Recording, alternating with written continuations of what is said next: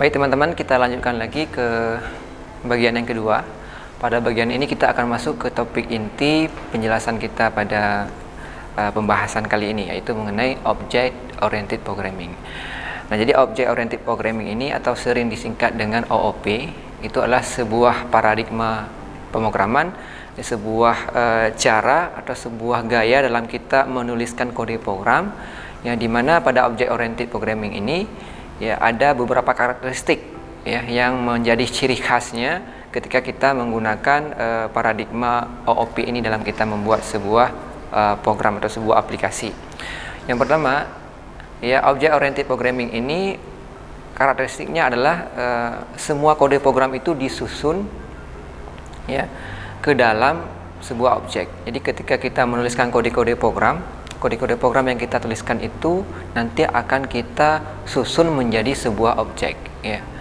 Nah, seperti contoh tadi pada sesi sebelumnya kita sudah bahas studi kasus, misalnya kita ingin menghitung luas segitiga ya, kalau di dalam Object Oriented Programming nanti kita akan bikin kode programnya itu menjadi objek. Jadi nanti akan kita bikin ada namanya class ya, kemudian ada namanya method, ada namanya property, ada namanya objek. Jadi ada beberapa elemen dasar dari Object Oriented Programming yang akan kita bikin untuk bisa kita menyelesaikan studi kasus menghitung luas segitiga tadi.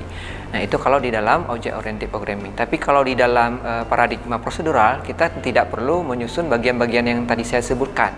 Kita cukup langsung membuat sebuah function, di dalamnya berisi instruksi untuk menghitung luas segitiga, udah langsung kita pakai gitu functionnya ya untuk mengerjakan tugas yang kita berikan gitu. Jadi lebih simpel. Tapi kalau di dalam OOP kita harus bikin namanya kelas, kita harus bikin namanya property, method, dan juga objek ya. Jadi ada beberapa tahapan tambahan yang perlu kita lakukan.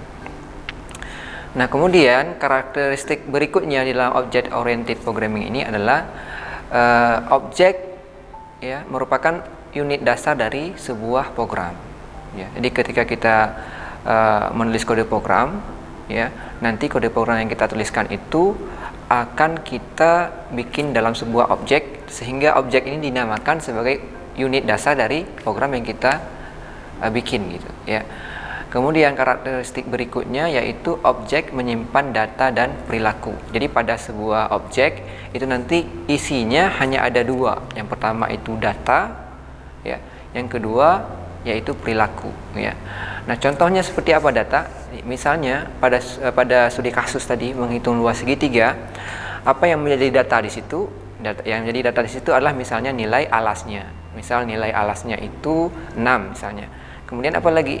Nilai tingginya misalnya 4. Jadi nilai alas sama nilai tinggi itu disebut dengan data kalau pada Object Oriented Programming. Kemudian bagian selanjutnya yaitu perilaku. Nah, yang mana yang mencerminkan perilaku ya pada studi kasus menghitung luas segitiga ini? Nah, perilaku ini disebut dengan metode. Jadi nanti akan kita bikin sebuah metode yang di dalamnya itu kita tugaskan untuk melakukan sesuatu.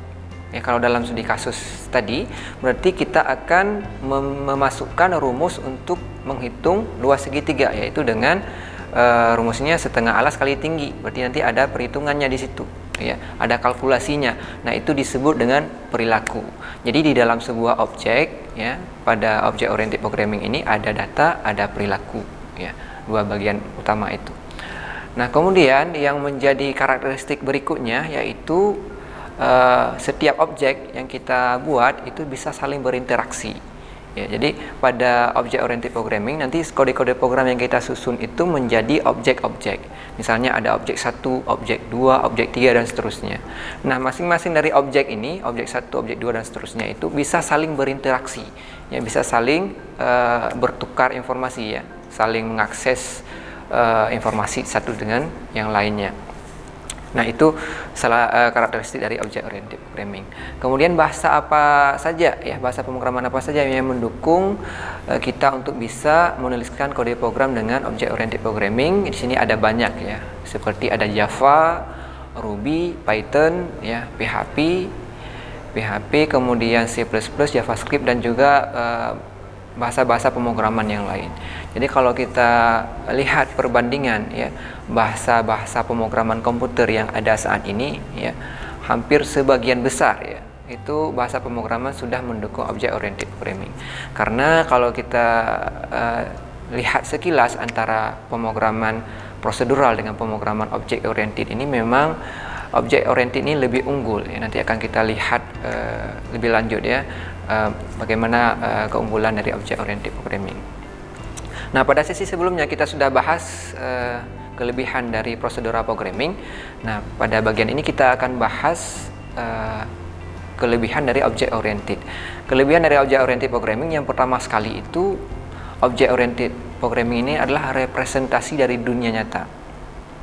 Jadi di dalam kehidupan kita sehari-hari ya, dalam kegiatan kita sehari-hari ya, misalnya kita mengendarai mobil ya, kita berjalan ya, kita melakukan aktivitas-aktivitas ya. Nah, aktivitas yang kita lakukan sehari-hari ini bisa kita terjemahkan ke dalam bahasa pemrograman dalam bentuk object oriented. Makanya object oriented programming ini salah satu kelebihannya, dia adalah representasi dari dunia nyata kita. Jadi ketika kita menerjemahkan kegiatan kita sehari-hari ke dalam bahasa pemrograman, maka paradigma object oriented programming ini yang sangat cocok untuk kita gunakan. Karena karakteristik atau cara kerja dari object oriented programming ini adalah representasi dari dunia nyata kita. Sebagai contoh ya, misalnya kalau sekarang ini kita transaksi ya, transaksi belanja ya. Kalau sebelumnya kita pakai uang kertas, tapi kalau di era sekarang ini kita sudah beralih ke uang digital ya, atau digital wallet ya, misalnya e-money ya, contohnya misalnya seperti GoPay ya, kemudian OVO ya, dan beberapa e-wallet yang lainnya. Nah, e-money ini ya, kenapa bisa lahir e-money ya, salah satunya adalah dengan programmer itu ya menerjemahkan transaksi ya, pembelian kita sehari-hari atau customer sehari-hari dia jual beli yang menggunakan mata uang tertentu, diterjemahkan ke dalam bahasa pemrograman sehingga menjadi e-money ya, seperti PayPal dan e-money yang lainnya ya. Jadi itu contoh nyatanya ya. Contoh lainnya seperti di dalam transaksi simpan pinjam meminjam uang ya. Kalau sekarang sudah menggunakan perbankan, semuanya sudah berbasis digital. Jadi di rumah sakit sistem antrian ya, dan lain sebagainya. Jadi kalau kita lihat hampir semua sisi kehidupan kita ini sekarang sudah terbantu dengan sistem komputer ya. Jadi salah satu kenapa bisa semuanya itu bisa terbantu dengan sistem komputer dengan adanya paradigma object oriented programming, di mana segala kegiatan kita yang kita lakukan di dunia nyata ini bisa diterjemahkan menjadi bahasa komputer yang menjadi sebuah platform aplikasi sehingga bisa membantu kita dalam kehidupan sehari-hari. Nah, kemudian kelebihan yang lainnya yaitu pada object oriented programming ini ada fitur enkapsulasi dan abstraksi data. Nah, jadi ketika kita menuliskan kode program dengan object oriented, nanti kita bisa menggunakan fitur enkapsulasi. Jadi kita bisa mengatur ya bagian-bagian tertentu ya dari kode program yang kita buat itu nanti hanya bisa diakses oleh bagian mana saja di dalam blok program yang kita buat. Jadi ada fitur security-nya lah ya, secara konsep dasarnya ada pengamanannya gitu. Jadi tidak semua bagian dari blok program yang kita buat itu bisa diakses oleh bagian-bagian yang lain. Jadi kita bisa mengatur bagian mana yang boleh diakses oleh bagian yang lain, bagian mana yang tidak boleh diakses ya. Kemudian kelebihan yang lainnya yaitu reusability. Jadi dia mudah untuk digunakan kembali. Misalnya kita sudah bikin sebuah program dengan object oriented programming, kemudian nanti di kemudian hari kita membuat program yang lain, project aplikasi yang lain, maka kita bisa menggunakan kembali ya bagian-bagian program yang kita sudah kerjakan pada project sebelumnya. Ya, itu kelebihan dari object oriented. Jadi kita bisa mudah menggunakan ulang kode-kode program atau blok-blok program yang sudah kita buat sebelumnya. Ya. Kemudian selanjutnya yaitu skalabilitas dan ekstensibilitas. Ya.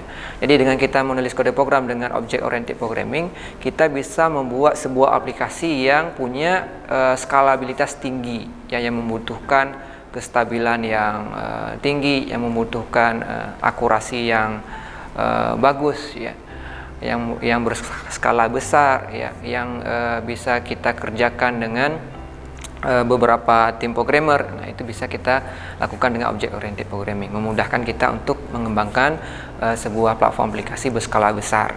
Kemudian kemudahan dalam pengolahan, jadi pengolahan kode programnya itu mudah, ya, karena semuanya itu sudah kita bikin berorientasi pada objek. Kemudian kemudahan dalam kolaborasi. Jadi ketika kita ingin membuat sebuah project, kita bisa mengerjakannya secara bersama-sama. Misalnya ada 10 orang tim, ya, atau 20 orang, kita bisa saling berkolaborasi dengan yang lainnya, ya. Misalnya yang orang pertama membuat bagian ini, orang kedua membuat bagian yang lain, nanti bisa digabungkan menjadi sebuah output, ya, sesuai dengan yang kita targetkan. Kemudian object oriented programming ini yang terakhir kelebihannya yaitu digunakan oleh banyak sekali framework, ya. Jadi kalau di dalam dunia pemrograman sekarang ada banyak sekali framework bahasa pemrograman yang disediakan, di mana framework ini bertujuan untuk memudahkan seorang programmer dalam membuat sebuah platform aplikasi.